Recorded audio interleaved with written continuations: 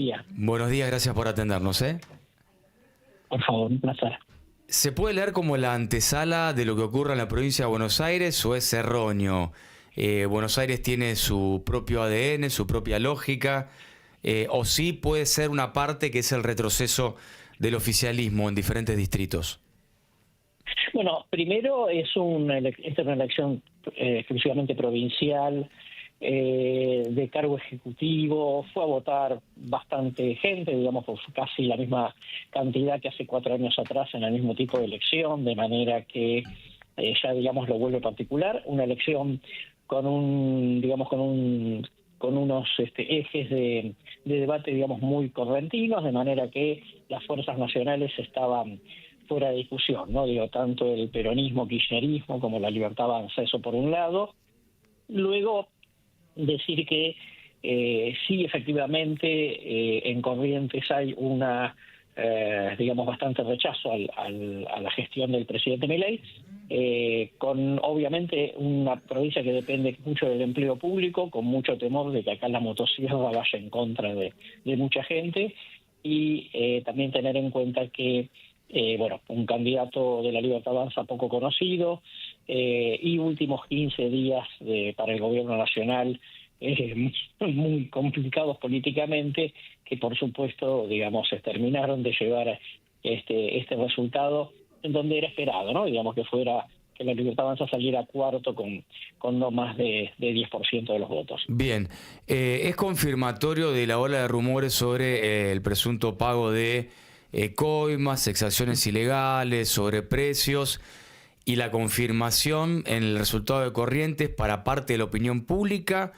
o el efecto hay que leerlo, como acaba de mencionar Carlos, referido a una elección netamente provincial, ejecutiva, en donde el peso de la opinión pública no se puede trasladar, por ejemplo, a lo que pueda hacer provincia de Buenos Aires.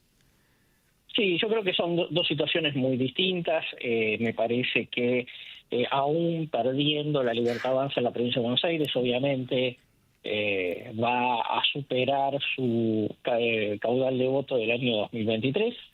El punto ahí no es tanto si pierde, que eso hasta el gobierno, digamos, lo reconoce, sino por cuánto pierde, y ahí empiezan, digamos, las complicaciones para el gobierno. Yo personalmente creo que si los mercados lo leen como que hasta 5 puntos puede ser una derrota aceptable, y que una diferencia de más de 5 puntos ya puede generar algunos interrogantes de cara a octubre. De Bien. manera que el gobierno va a tener 50 días, ¿no?, entre el próximo domingo y la elección del 26 de octubre, en donde puede tener turbulencias financieras porque los mercados generen alguna duda, aun cuando efectivamente pueda ganar la elección de octubre. De vuelta, la pregunta no es tanto si gana, sino por qué margen gana.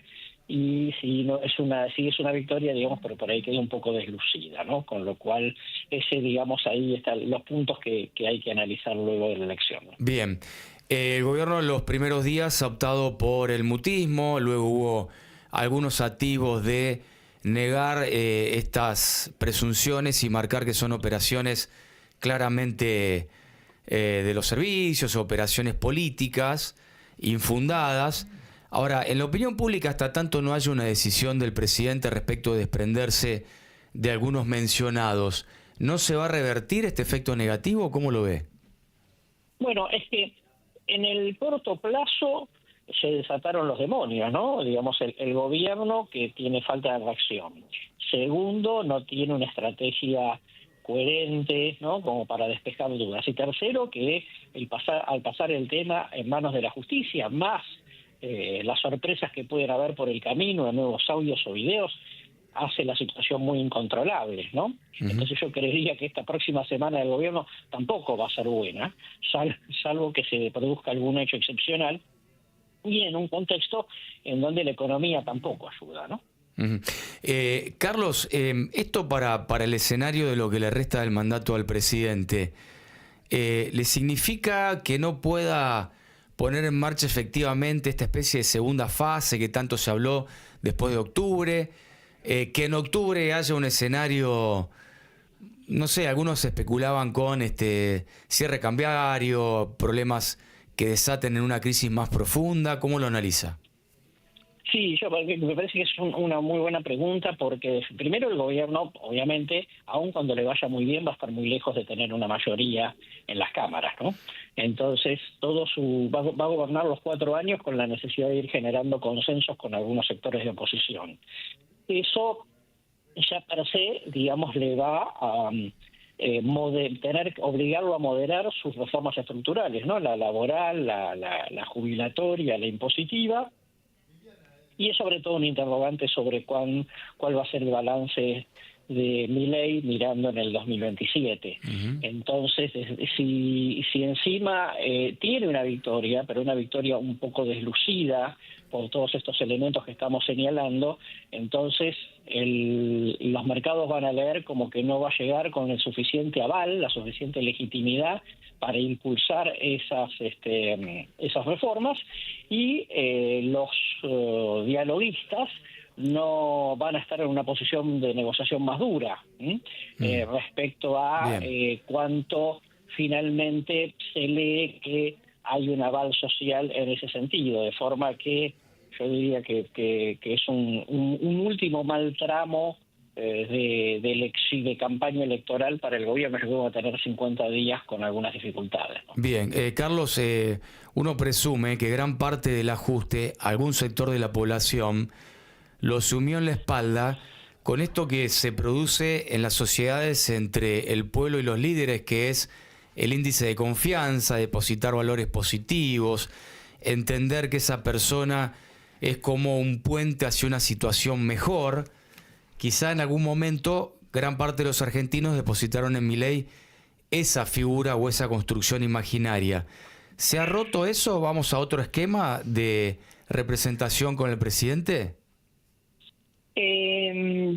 A ver, está claro que se produjo un desgaste en lo que va de este año, yo te diría, desde el discurso de Davos en enero para acá, en donde el gobierno ya no tiene buenas perspectivas, porque además la situación económica, si bien es cierto que la inflación va a ser mucho más baja este año, pero que no termina de tener un boom de consumo, ¿no? Digo, todas las situaciones actuales en donde de baja inflación, como el Plan Austral, la convertibilidad o la reactivación con la Bania, fueron situaciones en donde hubo boom de consumo, y entonces la gente obviamente tiende a dispensar ciertos errores, o por ejemplo situaciones de corrupción. Me parece que eso no está sucediendo, la economía claramente está en un estancamiento de su recuperación, y con una serie de percepciones negativas sobre dinero que no alcanza, comercios que cierran, amenaza de desempleo. Todo eso lo vuelve complicado. Me parece que el gobierno esperaba llegar a la elección de octubre con un boom de crecimiento que me parece que eso por lo menos no se va a notar en la calle, ¿no? Bien. Hasta aquí uno puede conjeturar muchísimas cosas, ¿no? Una eventual salida del ministro de Economía y lo que pueda significar para el gobierno, las renuncias de algunos mencionados en los audios y el avance de la justicia. Pero bueno, habrá tiempo para analizar todo esto, Carlos. Por lo pronto nos queda por delante septiembre. Para cerrar, chiquitito, ¿qué le daría al gobierno como foto ya el 8 de septiembre, luego de las elecciones en Buenos Aires?